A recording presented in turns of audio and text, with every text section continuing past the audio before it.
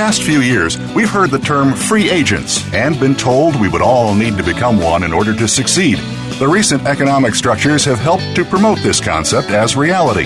Where do we get the tools to take control of our career path in the present and future? Welcome to The Career Confidante with your host, Marie Zimenoff. Marie and her guest experts are here to provide you with the tools you need to move forward and achieve your career goals. Now, here is Marie Zimenoff. Hello and welcome to the Career Confidante. We're excited to have you here today, and we have a guest with us today to talk about professional presence. And this is Valerie Sokolosky. And Valerie, we're so excited to have you here today.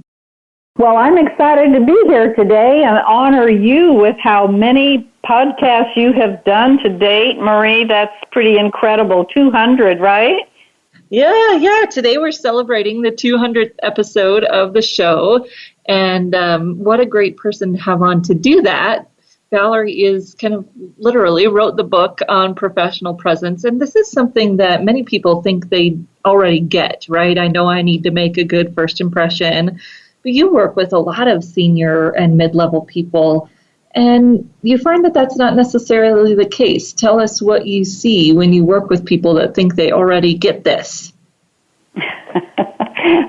Well, I see that the day that we stop learning just put us all under the dirt because it's the little things that can derail us, and oftentimes we don't see those little things that maybe we're doing. So I like to reference a chain link as an example. Now, I live in Dallas, Texas, and I always use the example of if you went out into the North 40 and you're building a link fence and you want it to be a chain link fence. Well, you're holding this chain and it's made up of little links. If one link in that whole chain is weakened, what happens to the entire chain? And everyone gets that, Marie, when the point is it's the little things that often are those derailers that we really don't think about. As an example, there are some words now that, according to the Lake Superior State University, they come out with overused words, a list of them every year.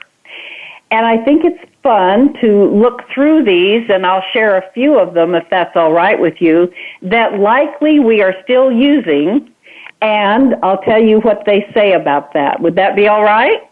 Oh, yeah, that sounds very interesting. I thought it was interesting when I read it. Okay, so one of them is the word like. Now, that has become a little bit of a slang.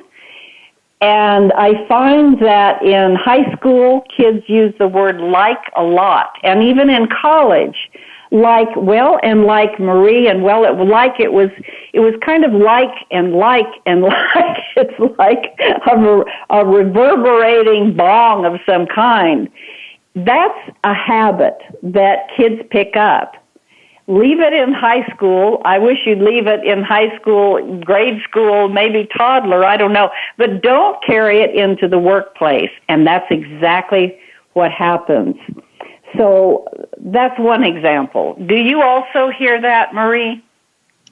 I don't hear like as much from my clients, even the younger ones. Maybe they've figured that out by the time they get to me. One of the things I hear is, it's a repetitive phrase, and almost everyone has a different one.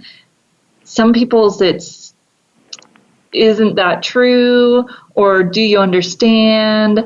Or so, we were talking about this. Mine can be so. I'll listen to some of my radio recordings and think, oh my gosh, I said so like every other word. And it comes when you're unprepared or you're stumbling or whatever happens. And each of us has a different word.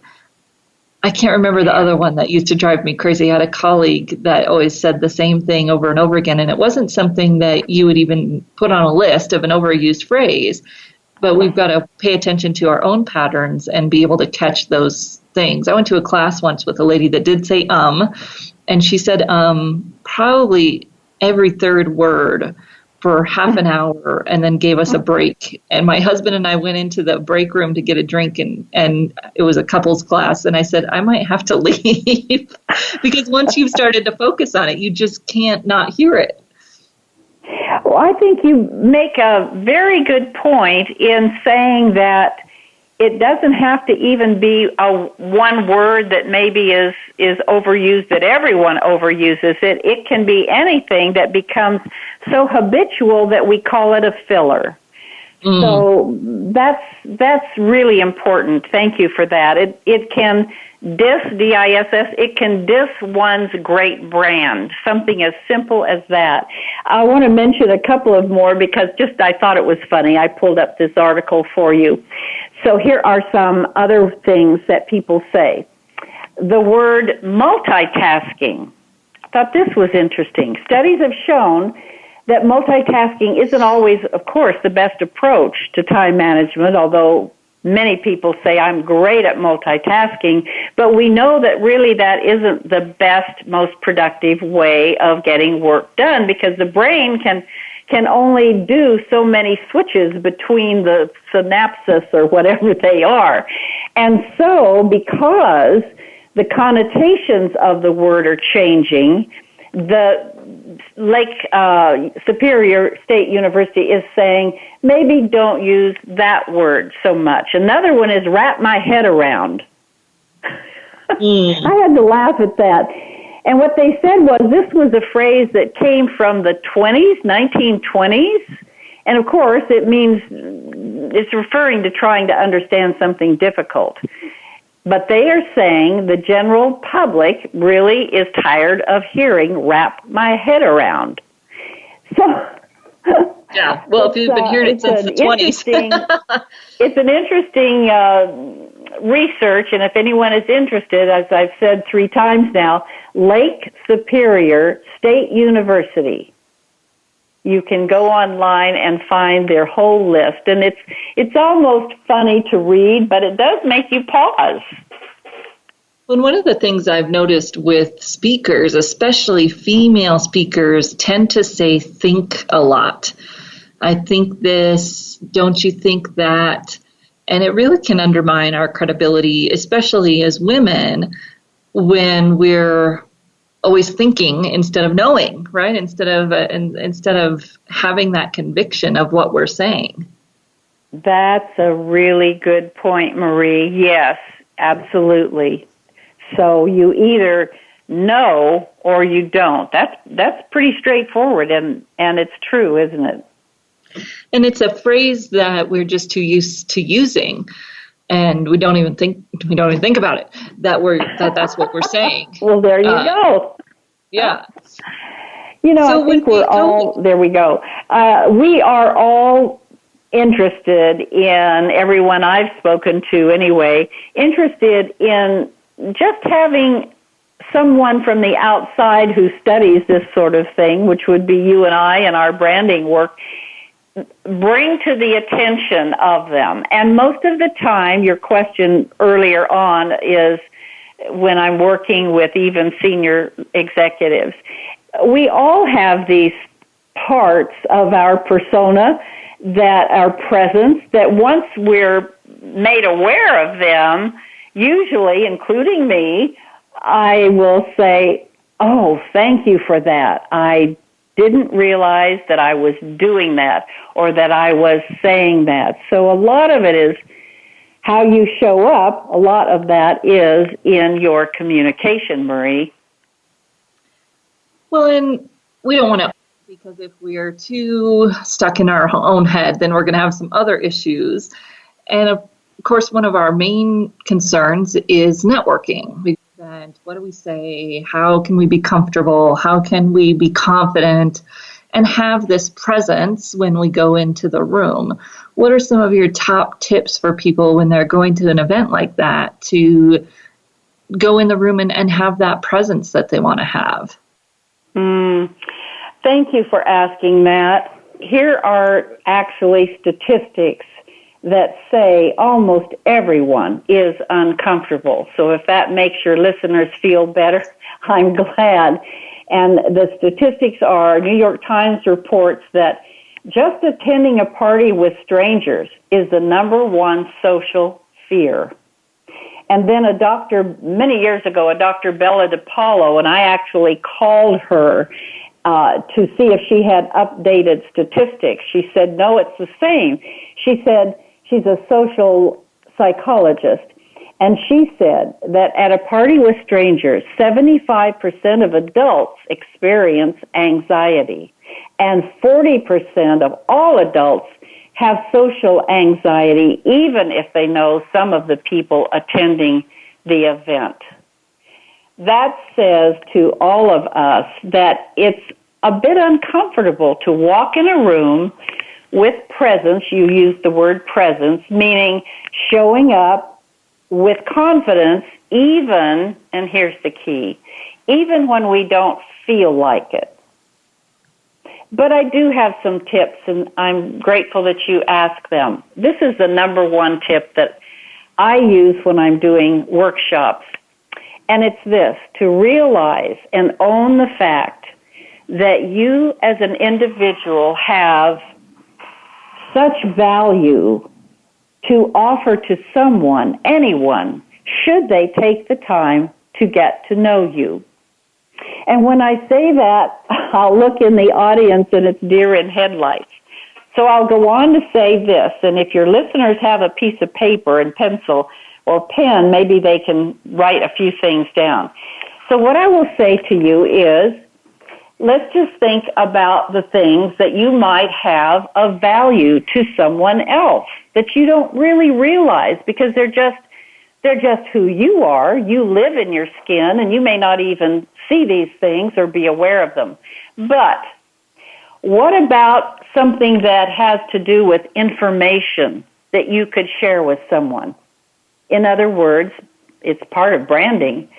What value do you have in terms of information? You may be someone who has a depth of expertise in something, all right? So what are those things? Write those down.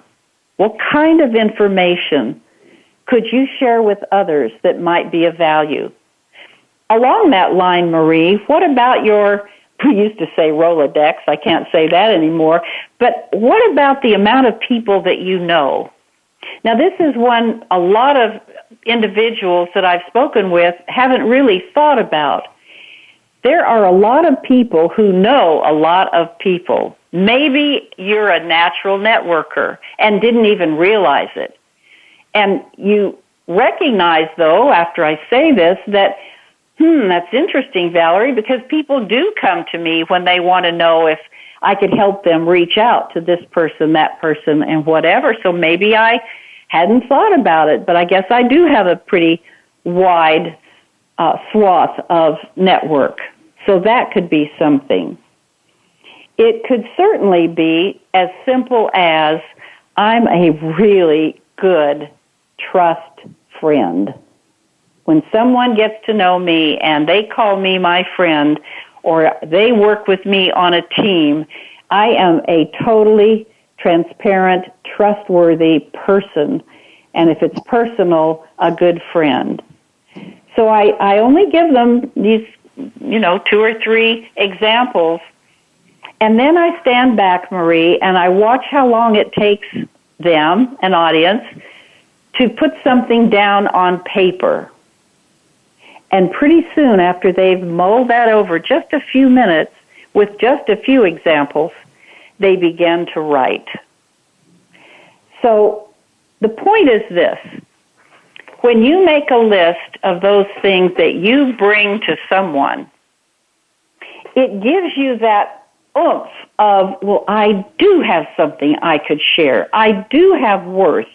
I am a person that could bring value to someone else. And when you have that attitude, it can almost help you be a little excited to share yourself with a person in the room.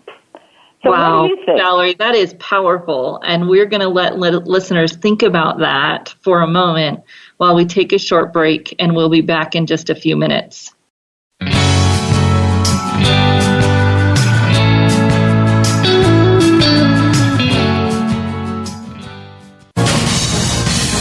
Voice America Business Network, the bottom line in business. You know that the career landscape has changed and that you need to be proactive about managing your career. You can have the foresight, skills, and confidence you need to take charge of your career and seize opportunities. A strategic advantage and career expert, Marie Zimenoff has helped thousands of leaders like you get focused, get found, and get hired. Visit getcareersmart.com to find out more. That's getcareersmart.com or call 800-521-2080 to schedule your complimentary consultation. You hear about it all the time. Compromises, destructive malware, major breaches. You can't turn on the news without hearing about the latest cyber event. Learn more about cybersecurity, how it has become one of the most significant threats to our national security, and the battle experts undergo every day on your behalf to protect you, your families, and your data. Task Force 7 Radio with host George Reedus is the voice of cybersecurity around the world. Tune in live every Monday at 8 p.m. Eastern Time, 5 p.m. Pacific on the Voice America Business Channel. Every business wants to succeed. Every individual wants to succeed. But with an ever-changing economy, how can you manage to keep things doing so well, even in times of instability? You can. Tune in to Thriving in Uncertainty with host Meredith Elliott Powell. Meredith and her guest experts have the answers you need to keep you ahead of the changing game in business. Listen every Monday at 1 p.m. Eastern Time and 10 a.m. Pacific Time on the Voice America Business Channel. Accept the challenge to succeed. Follow us on Twitter at VoiceAmericaTRN. Get the lowdown on guests, new shows, and your favorites. That's VoiceAmericaTRN. From the boardroom to you, Voice America Business Network.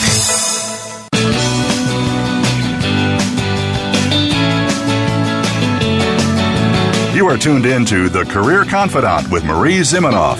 If you have a question or comment for Marie or her guest today, please call 1-866-472-5790. That's 1-866-472-5790. You may also send an email to marie@astrategicadvantage.com. Now, back to The Career Confidante. Welcome back to the Career Confidante. And today we're talking with Valerie Sokolosky about presence. And Valerie, you were just making a very important and poignant point about we have something to offer at any event. And I often find this with job seekers specifically. They're going to a networking event and they think of it as, I'm going there to get something. I need leads or I need a job, right? And so I'm going to go here and how am I going to have anything to offer? And you just did an excellent job of helping us think about all of the things we do have to offer, information, insight. When you're job seeking, you're in constant research mode. So we may have more to offer than we even think we do and more to offer than others at the event because they're probably not thinking about this before they go in terms of the value and the things that they can bring to the table. Now, we aren't going to walk into an event and say, hey, I've got all these great things to offer you. So give us some tips in terms of when we walk into an event like this or a meeting and there's some small talk before the meeting. What are some of the things that we can say to help break the ice and build relationships with the people around us? Sure. Well, exactly. Getting into the conversation is probably, again, one of the things most of us suffer from. Let me start out by saying conversation should be, a visual I'll give you, should be like playing tennis. It should be, that's the optimal word, it should be a dialogue between each other equally. And by that I mean when you first walk up to someone, obviously you're going to extend your hand usually and say, hi, I'm Valerie Sokolosky. I'm your speaker for tomorrow's meeting. Something, your name, and something that gives them, oh, I want to catch the ball. And so I throw the ball to you, Marie.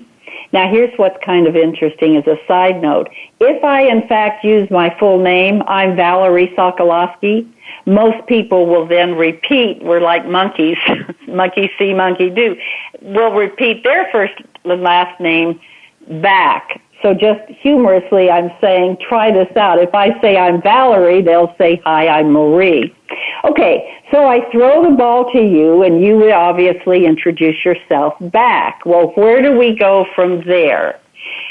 A few things that you could say then, depending on where you're at and whether it's a meeting with your business conference where everyone is in the same industry or not, whether it's all social. If it's something that is a conference, you could say something like, this is my first time. What would you suggest that I attend in these workshops? I haven't decided yet. Or, tell me what brings you here tonight. That could be just a simple one. It could be something like, tell me about the role you play in your job. Here's something not to ever ask Marie today. Unfortunately, this is not good. To say, well, what do you do? Yeah. We do that. And do you know why that's not good anymore? Some people can't answer the question, and answering a question that leaves people uncomfortable. That's my guess anyways, is that if you asked someone who's unemployed or someone who's maybe a stay-at-home mom but doesn't, they're trying to network to get a job, there's a lot of people that wouldn't necessarily be able to answer that question comfortably. That's exactly right. At all levels, there are people who are between, I call them in transitions, meaning they've been riffed. Their company has let the division go, has nothing to do with them. But you're right, how uncomfortable to have to answer that. And you know what, Marie?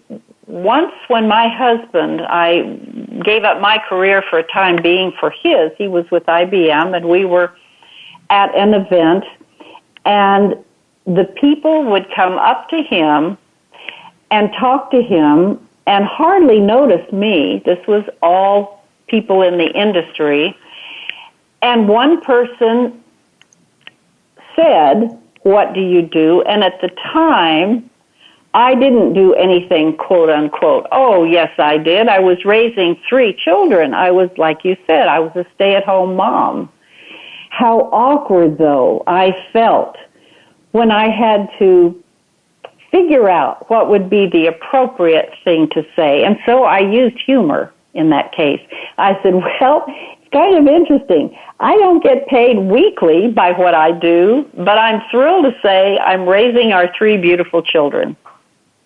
And that took the pressure off. But I'll bet that person didn't ask that again to a woman. So the question is, then, what can you say? A better thing to say is, tell me what's keeping you busy these days. Now, that allows the other person to go to a business conversation or not. And you can understand what's important to them and what they want to talk about by what they answer. So as an example, if it is, let's say, a very busy executive and you're at a social event and they're tired of talking business, likely that person, and this happens a lot, they don't want to talk business. They'll say, well, outside of work, I love to, and boy, are you off and running. The tennis ball is going to back and forth and back and forth. You have found what is the whole point of socializing. You have found a connection. You've found something to hang your hat on and take it from there and learn more about the person. And then you can simply say, well, tell me more about that. Or if they've been to a vacation spot, you can get them talking more by saying, how do you suggest I can learn more about that city? So the whole point is,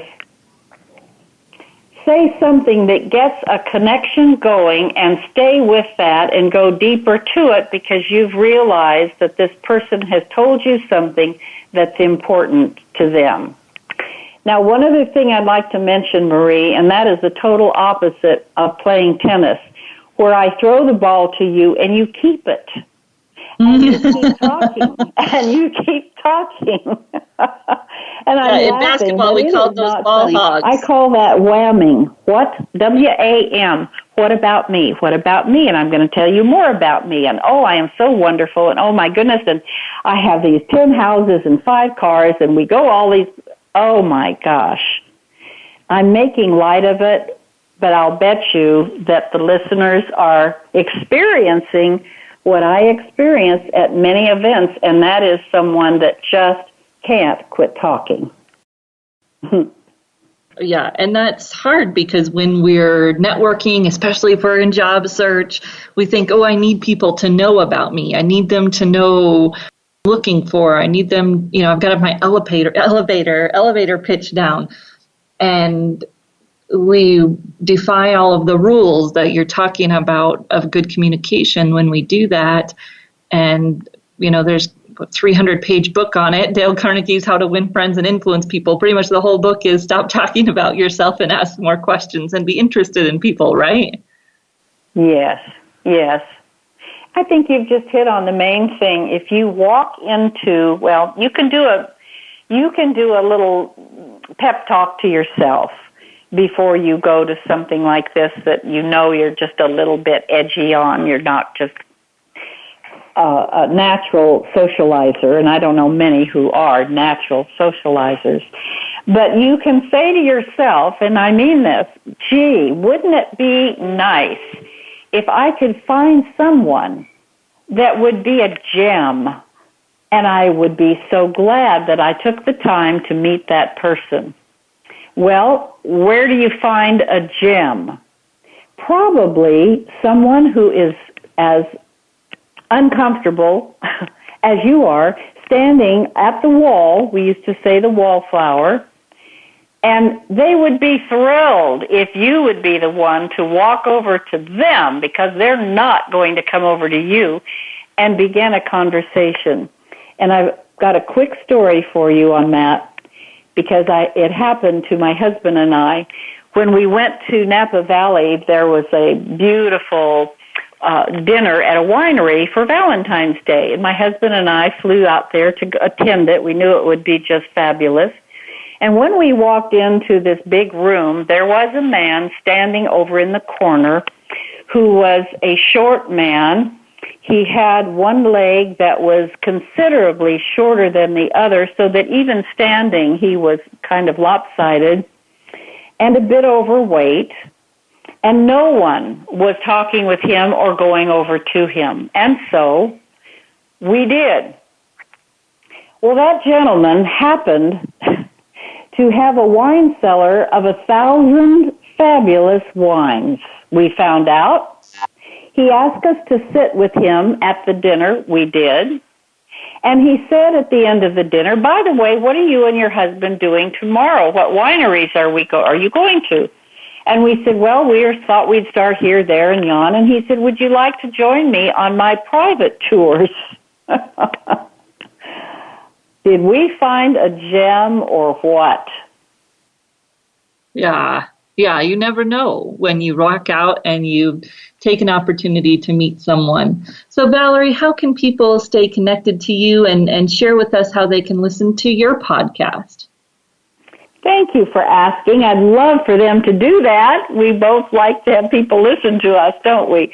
They can go to my website, which is my name, ValerieandCompany.com, VALERIE, all spelled out, and company, ValerieandCompany.com/podcast. And I'd also like to share with your audience that it would be delightful if they would like to sign up for my monthly, and that's not very often, is it? I have a monthly newsletter, Marie, called Valerie's Voice, and I make them short and pithy and have just quick tips, kind of like we've talked about today. So it's all there at ValerieandCompany.com, and thank you for asking. Yes. So listeners, if you're here, I just want to share with you that we are sponsored today by the U.S. Career Institute, and the U.S. Career Institute has training so that if you're looking for a new career or some extra cash, they can help you prepare for a new career. And they have been doing this for 35 years, helping people prepare for legitimate work-at-home job opportunities in the healthcare industry, medical coding and billing, creating reports for doctors. You can be your own boss, choose your own hours, and you can do it online. And you can do this program in as little as 4 months. So you study from home at your own pace and get the opportunity to join this new growing career in the healthcare industry. So you can get the free facts on the program. Visit workfordoctors.com/career. So workfordoctors.com/career. And if you enroll with the code CAREER, CAREER, by Monday, October 7th, then you get 25% off your tuition. So you can get the details and the fine print there at workfordoctors.com/career. And again, you want to enroll with the code CAREER. We're going to come back here on the Career Confidant and dive back into what makes good personal presence. But we are going to say goodbye to Valerie. So Valerie, thank you so much for joining us here today on the Career Confidant. Thank you so much for having me, and I wish you continued successes, Marie. Thank you, and we'll be right back here on the Career Confidant.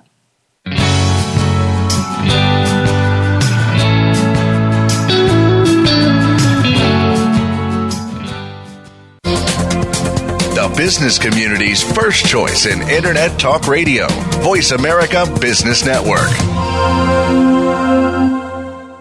You know that the career landscape has changed and that you need to be proactive about managing your career. You can have the foresight, skills, and confidence you need to take charge of your career and seize opportunities. A strategic advantage and career expert, Marie Zimenoff has helped thousands of leaders like you get focused, get found, and get hired. Visit getcareersmart.com to find out more. That's getcareersmart.com or call 800-521-2080 to schedule your complimentary consultation. Today we live in a truly global environment. Business can more easily be conducted now in almost any part of the world. How do you, as a business owner or professional, navigate the ever-changing business landscape? Tune in to Leadership Beyond Borders with host Kimberly J. Lewis. With a worldwide resource of guests, you'll find out what opportunities and challenges surround diverse and virtual organizations. Listen live every Tuesday at 3 p.m. U.S. Pacific Time on the Voice America Business Channel. Have you become a member yet? Sign up now to become a member of Voice America. It's always free and easy. Plus, you get to take advantage of some great member benefits. Get unlimited access to millions of hours of on-demand content across all of our channels. Keep track of your favorite episodes, shows, and hosts in your own customizable library. Find out what shows you might be interested in based on your favorites. Plus, you get insider access with our newsletter. Membership gives you more. Sign up at voiceamerica.com and click Register at the top right. Think you've seen everything there is to see in online television? Let us surprise you. Visit voiceamerica.tv today for sports, health, business, and more on demand 24/7. Voice America Business Network, the bottom line in business.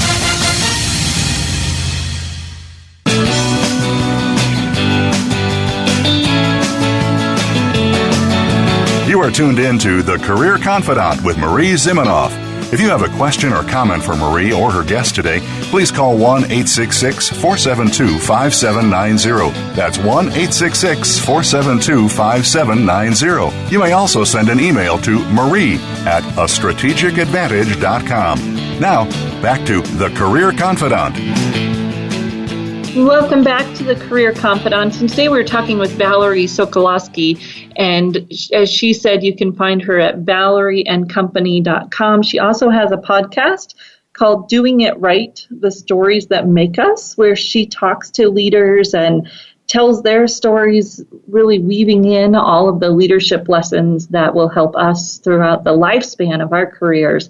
And it's a very fun podcast if you are listening, and you must be. So if you're into podcasts, check hers out, Doing It Right, The Stories That Make Us. No, she was talking about presence, and this is something where we want to make a good impression. We want to stand out to people. We want to be able to have influence, or perhaps we just want to not be the wallflower at the networking event. We want to figure out, how do you walk in and kind of own some space so that you can feel more comfortable and confident and have good conversations while you're there. This is the challenge for all of us, and as Valerie said, data shows that all of us going to events like this.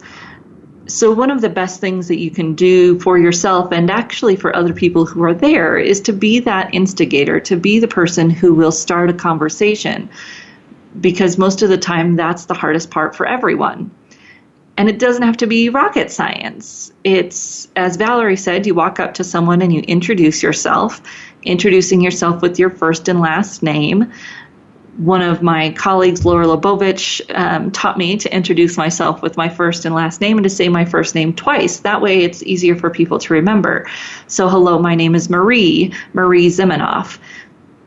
Then people get the full name, which is important, because if you're going to go back later and try to connect with someone on LinkedIn, let's say, because they didn't have a business card or whatever it might be, if you only get their first name, that's going to be really hard to find them. But if you get their full name, you'll have a better chance. Hopefully you'll learn something else about them, and hopefully you will get more opportunity than just having to remember their name. But if you get that full name, it's much easier to connect later if you, for some reason, don't get some contact information. And it flows nicely, right? So when we think about introducing ourselves, and as Valerie said, then what? Then what do we do? Well, let's ask a question that most people can answer that will engage in a conversation.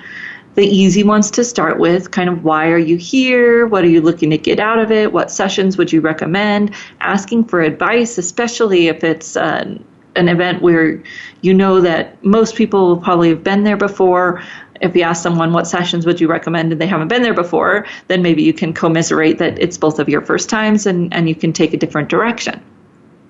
Asking questions that people may not be able to answer, like what do you do? Those types of questions box people in. I love the question that Valerie suggested. What are you spending your time on right now? What's keeping you busy? That gives people the opportunity to choose their own adventure, if you will, and choose their own direction. If they want to talk family, they can talk family. If they want to talk sports, they can talk sports. If they want to talk business, they can talk business. And you can match them where they're at and connect with them at their level, which is really what we're trying to do, right? We're trying to build a relationship. And if we direct the conversation too much, then we're not going to be able to do that very well. We're going to have the baton in our hands and maybe not learn what's really important to them, which means that then we're not going to have a good connection. Relationship and connection are our goals. We want to have some kind of connection with people, not just have them know about us, which oftentimes our mind can go to, what am I going to say about me? What's my elevator pitch? It's important to know how we want to answer questions and to think about, as Valerie started out her presentation, what are we going to offer? What are we going to bring of value? But that's not necessarily meaning that we're directing the conversation. It's just, how are we going to be able to volley the conversation back and forth? So when I think about networking, I like to put two things together that I learned. One was also from my colleague Laura Lebovich, who talks about having a 5-year-old smile.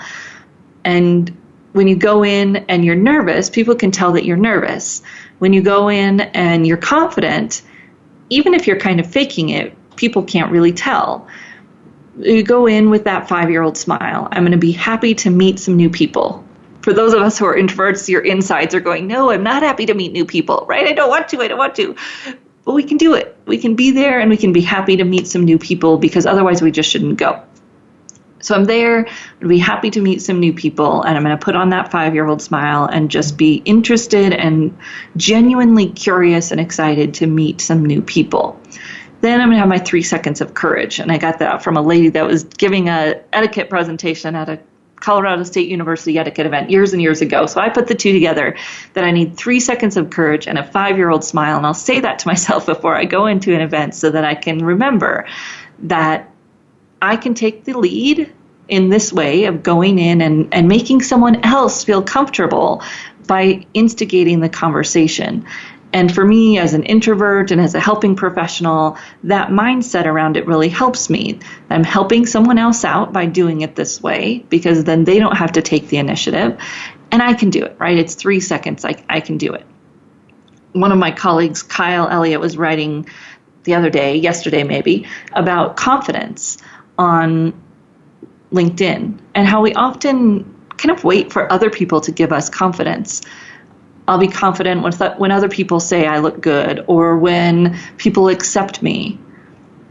To me, it sounds a lot like the conversation we have about happiness. It's kind of this light bulb went off when I learned that happiness is a choice, right? You choose whether or not you want to be happy. Yes, bad things happen to us, and yet we get to choose every day, every moment. Sometimes we have to choose every moment that we're going to be happy. And that's what we get to choose. And when I think about confidence the same way, that confidence is something that you choose. You choose to be confident or not. It doesn't really matter what other people say about you, what other people think about you. You are choosing whether you're going to be confident or not. And we have seen this. You've seen those people that are wearing clothes that you would never wear. Their shorts are really short, and you're thinking, how in the world is that person wearing that and so confident? Because how you look in the outfit has absolutely nothing to do with whether or not you can be confident in it. That's your decision. If you're going to be confident or not is completely up to you. And how lovely is that? Because there's not very many things in our lives sometimes that are up to us, but this is. Whether you want to be happy or not, up to you. You get to choose it. And whether you're going to be confident or not, up to you. You can choose it. You may have seen the kind of Amy Cuddy, I may have her last name wrong, but she did the power pose. And if you stand like Wonder Woman, it was supposed to have some physiological elements of it that made you feel more powerful. And then, of course, the scientists had to come in and say, oh, there's no science behind that this pose helps you feel more confident. Well, I don't care what the science says. If doing some kind of pose or my little pep talk of 3 seconds of courage and 5-year-old smile, whatever it is that helps you feel more confident is probably going to work, because it's all a placebo effect anyways, because you get to choose if you're confident or not. So when you walk into an event, that's where your head has to be. You've prepared. You've thought about what is it that I'm going to give, and what am I going to get, or what do I want to know? What questions am I going to ask? I can share my questions in a curious and authentic way while still having some kind of purpose behind them. If I want to know if there are people there that are from my target companies, I can ask those questions. I just have to be, careful about the way that I approach it. It gives me an opportunity to be prepared, and yet with that confidence and with knowing what questions to ask to get the thing started, to get the volley started, to have people feel comfortable, I can ease my way into maybe the things I want to know while I'm having a good conversation with someone, because I've asked those great questions at the beginning. We're going to take another short break, and when we come back, talk about some of those other questions that you can ask and how you can show up with presence and everything that you do. We'll be right back in just a few minutes.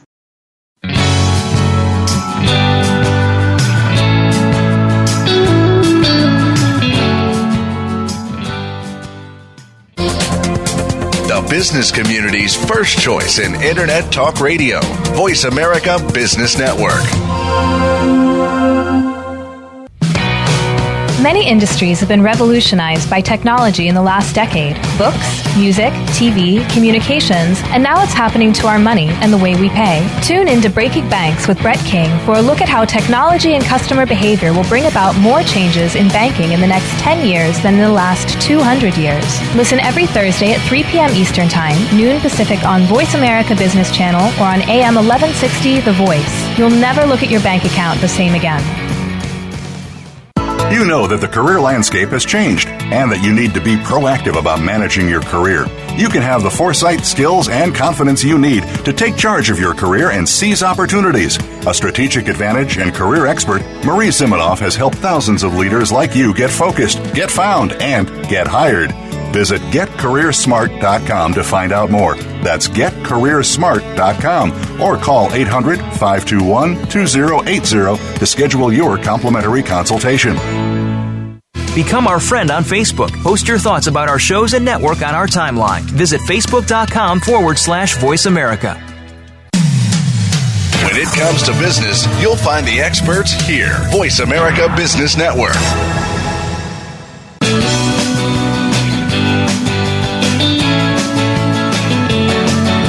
You are tuned in to The Career Confidante with Marie Zimenoff. If you have a question or comment for Marie or her guest today, please call 1-866-472-5790. That's 1-866-472-5790. You may also send an email to marie@astrategicadvantage.com. Now, back to The Career Confidante. Welcome back to the Career Confidante, and today we were talking with Valerie Sokolosky about presence.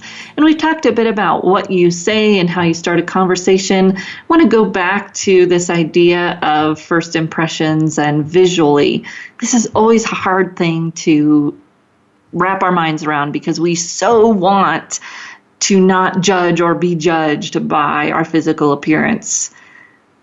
We just do. Everyone does. It's how we're made. There was an article in the Greeley newspaper years and years ago about this woman who had been goth when she was in high school or college, had all these tattoos, wore black, had black hair, etc., and was in kind of an accounting job and wanted to move up, and had some feedback from someone that to be able to move up, she was going to have to change how she looked. And the story was about her grappling with that. And was it okay? Did it change who she was? Was it just playing the game? All those questions that pop in when we think about changing how we look. And she did, and she got a promotion, and she realized all of that stuff wasn't who she was. For some of us, we might feel differently. And that's a journey we all have to take for ourselves. And we are kidding ourselves if we think how we look doesn't matter. Doesn't mean we have to change how we look. We might change where we work. Maybe if she went to work at a different type of company, they wouldn't care. And we have to be realistic about how the pieces fall together, how this works. We all judge people by how they look. Even when we're aware of our biases and we're thinking about it, it's just how our brains work. This is safe versus unsafe, and the way we've grown up has taught us what those things mean. And it's going to be very different for different people, but a lot of the times we can figure out what professional is. It doesn't have to be look like everyone else. It doesn't have to be, no tattoos, no piercings. A lot of those things have become folded into the professional dress code, if you will. And how we appear does matter. I've had people coming to our door here at my house fairly consistently over the last few months to try to spray for bugs and cut our lawn. And I don't know why we seem to be in this high traffic area of people coming to the door to try to sell us things. And the people that, unfortunately, their company has set them up poorly because they're wearing these bright yellow vests and they must not have to wear any kind of branded clothing. But it's hard for me to take you seriously when you come in clothes that, kind of look like you slept in your car and you don't have any kind of company name on you so that I know that you're legit. A few people haven't even had real business cards, like a business card that's connected to a company. It's like, I'm not going to give you my credit card information, right?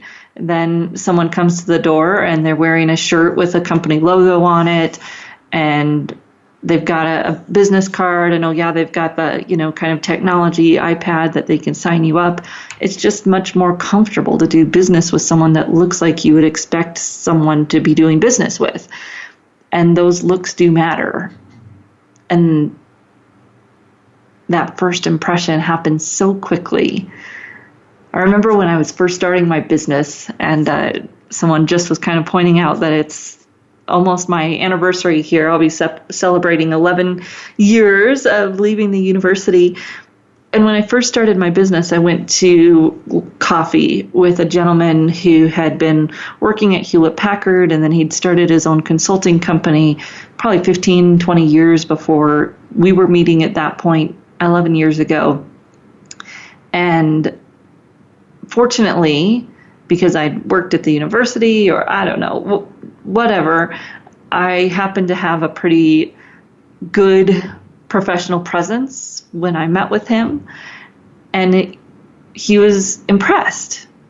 And to me, it seemed like such an easy, simple thing to be prepared, to be dressed somewhat professionally. I was never a big, dress up type of person. I worked at a university that was pretty low key, so I wasn't wearing a suit or a dress or anything, but I was dressed cleanly, if you will, and fairly articulate in terms of what I wanted and being able to ask him questions. One would hope so, since this is the field I'm in, right? But it didn't always happen for me. In this conversation, it went well. I was articulate, I was prepared, and he was surprised. He was very encouraging that because I had done some very small things well, he was willing to help me out and to partner with me and to share things.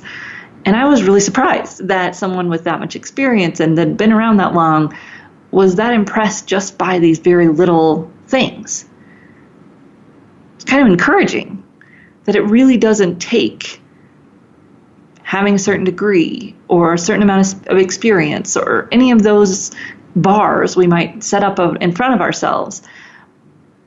If you're prepared, you're articulate, and you're thoughtful about how you look, your presence, you can make a good impression fairly easily. It's important for us to know that and to think about it and to realize that our first impression does happen quickly, and it's hard to win it back, if you will. It's hard for people to get to know you well enough that they'll overcome some of those things. And anybody can do this. Anybody can think about it this way. I used to teach gentlemen who were in a program where they'd violated their parole, and so they were back into the halfway house. And this is one of the main things we would talk about, was changing their appearance, changing who they were. That was important to them. Their identity was important to them. And I'd always talk about it in terms of what do they do if they go to their grandma's house, or if they were going to church with their grandma, because most of us have something in our lives that's like that, where you have to be out of your element a little bit for a little while to show respect to whoever it is that you're going there with or hanging out with. And what if going into this professional arena was similar to that you're showing the same kind of respect that you would when you're going to church with grandma. And it wasn't changing who you were.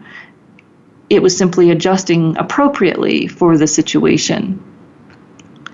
And a powerful lesson for all of us to think about who we are and that who we are matters so much.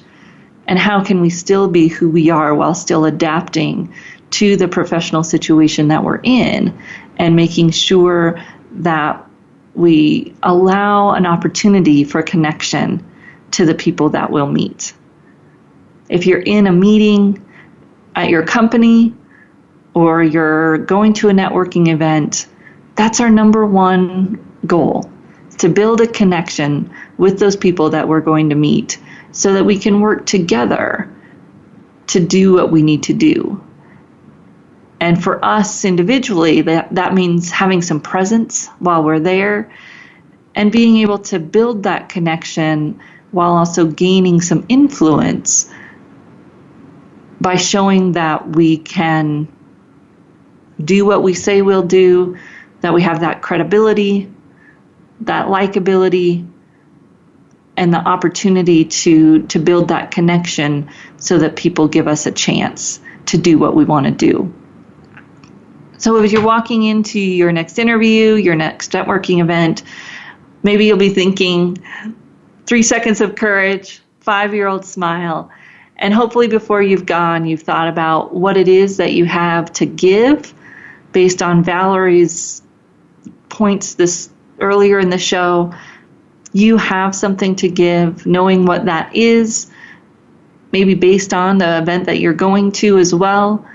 And then what is it that you want to take away? How are you going to measure success? It isn't by how many business cards you walk out with. Unless you're a really extroverted person, that's probably a bad goal to set for yourself. And even then, if you have 10 business cards, what are you going to do with those? What's the next step? What are you hoping to do with these relationships, to build these connections? And if you're thinking about it and trying to set those goals, what if connection and relationship was the goal? Instead of having some other bigger goal, what if we just started with connection and relationship? We're going to continue on that topic somewhat next week. We're going to have Deb Westcott here talking about emotional intelligence. And with all of the buzz around needing emotional intelligence to advance your career, I'm sure that you'll be listening in to hear from her when we're here back again next week on the Career Confidante. In the meantime, if you have any questions or ideas or thoughts, feel free to send me an email, Marie, M-A-R-I-E, at careerthoughtleaders.com. We look forward to seeing you next week on the Career Confidante.